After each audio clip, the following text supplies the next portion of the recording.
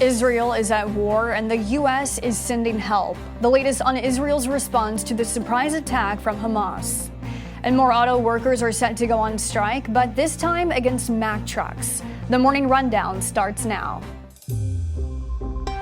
From the Straight Arrow News Studio, bringing the stories that matter to you from across the United States and around the world. This is the Morning Rundown. Today is Monday, October 9th. Thank you for joining us. I'm Kara Rucker.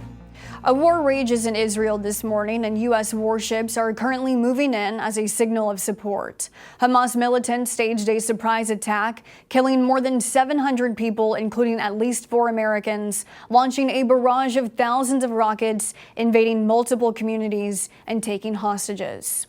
New this morning, Israel has ordered a full siege of the Gaza Strip, cutting off power, food, water, and fuel. This comes as the Israeli army says it has also retaken control of communities near the Gaza border more than 48 hours after the attack by the Palestinian militant group that controls the Gaza Strip.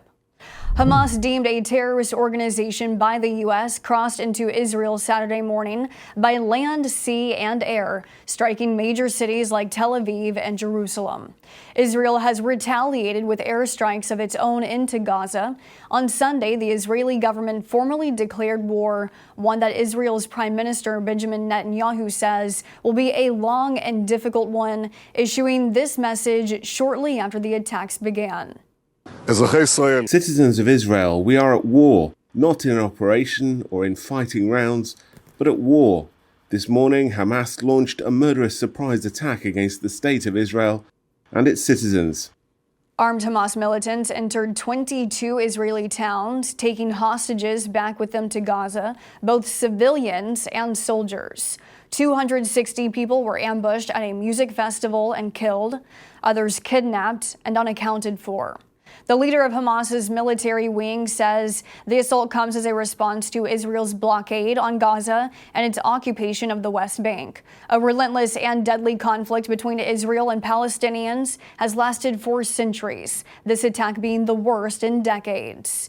More than 74,000 people living in Gaza have fled their homes, taking shelter into schools provided by the United Nations. Israel is expected to launch a ground response into Gaza in the coming days.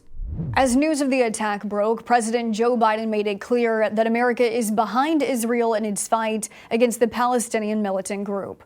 But as the U.S. sends in military aircraft and Navy ships, Hamas militants say they will remain undeterred by movement from Israeli allies. Today, the people of Israel are under attack, orchestrated by a terrorist organization, Hamas. In this moment of tragedy, I want to say to them and to the world and to terrorists everywhere, that the United States stands with Israel. We will not ever fail to have their back. The U.S. is sending multiple military ships and aircraft close to Israel as a show of support, including the USS Gerald R. Ford Carrier Strike Group, which is the Navy's newest and most advanced aircraft carrier. 5,000 sailors and deck of warplanes will be accompanied by cruisers and destroyers. President Biden told Israeli Prime Minister Benjamin Netanyahu on Sunday that additional assistance for the Israeli Defense Forces is on its way. Hamas is backed by Iran, and it is believed to receive most of its funding from Iran. Over the weekend, the Wall Street Journal cited senior members of the Palestinian militant group, claiming Iran helped plan the attack over the course of several weeks. This morning, Iran's foreign ministry denied the country had any involvement in Hamas's attack on Israel. However, because of the connection between Hamas and Iran, many Republican presidential candidates are speaking out against the Biden administration's approval to unfreeze $6 billion in Iranian assets as part of a prisoner swap last month. Biden administration officials say the $6 billion was not U.S. taxpayer money, but payments from South Korea to Iran for oil. The funds, which officials say are to only be used for humanitarian purposes, have not been fully transferred to the Iranian government. Florida Governor Ron DeSantis suggested the Biden administration empowered Iran after the agreement, saying that other funds could be freed up now as a result of the $6 billion. Former United Nations Ambassador Nikki Haley told NBC's Meet the Press, quote, "To think they're not moving around money is irresponsible. It was wrong to release the $6 billion." More than 2,000 people were killed in a 6.3 magnitude earthquake that struck the western portion of Afghanistan on Saturday, according to the Taliban, who have been in control of the country for 2 years. This latest earthquake is the deadliest the country has seen in decades, already twice as deadly as last summer's 6.2 magnitude earthquake in Afghanistan. A spokesperson said on top of the thousands dead, around 1,200 people had been injured and around 1,000 homes destroyed. Afghanistan's response to natural disasters has been hampered since the Taliban seized control of Afghanistan following the United States withdrawal in 2021. The country's healthcare system is almost fully reliant on foreign aid, but donors, including the Red Cross, have pulled back on financial support. Recovery efforts will continue today and likely many weeks ahead.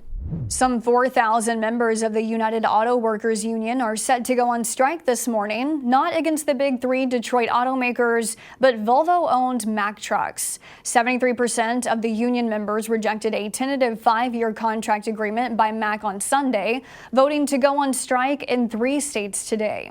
The deal included a 20% increase in general wages over 5 years, but union members are holding out for more. Mack President Stephen Roy said in a statement, the company was surprised by the UAW's decision to strike. Thousands of UAW members across the country have been on strike against General Motors, Ford, and Stellantis since September 15th. Last week, there were reports of significant progress in bargaining talks between the union and the Detroit automakers. Finally, this morning, we leave you with a story about bringing back light into the darkness. A 150-year-old lighthouse in the Florida Keys that once was a beacon to help guide ships through treacherous waters is shining once more. The Alligator Lighthouse, that has stood since 1873, stayed lit until about 10 years ago and has been dark ever since.